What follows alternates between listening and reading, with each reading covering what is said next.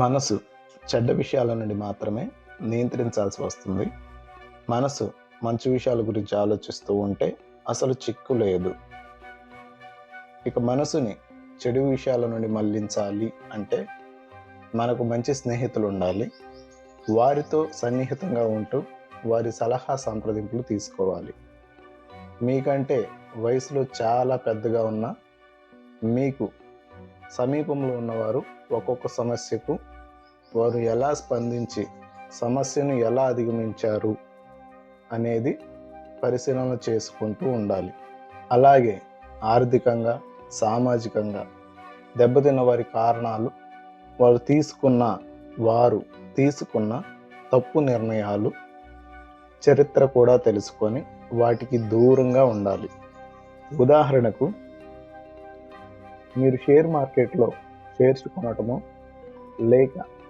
లేక రియల్ ఎస్టేట్లో పెట్టుబడిలో చేయదలుచుకుంటే దాంట్లో వచ్చే నష్టాలు, పొందిన వారి తప్పులు, అనుభవం తెలుసుకుంటే మీరు దూరంగా ఉంటారు. సరిగ్గా నిర్ణయాలు తీసుకుంటారు. వ్యసనాలకు లొంగిపోయి కుటుంబాన్ని నాశనం చేసుకొని దుఃఖం పడేవారి గురించి వింటే మనం కూడా వ్యసనాలకు దూరంగా ఉంటాం.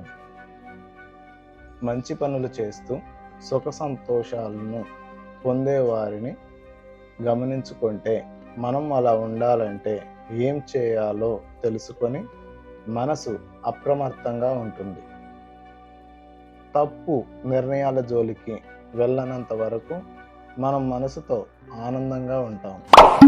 ప్రలోభాలకు దూరంగా ఉంటే మనిషికి శాంతి, సంతోషం. హాయ్ ఎవ్రీవన్, ఇలాంటి మరెన్నో వీడియోస్ కోసం మన ఛానల్ని సబ్స్క్రైబ్ చేయండి. And thank you so much.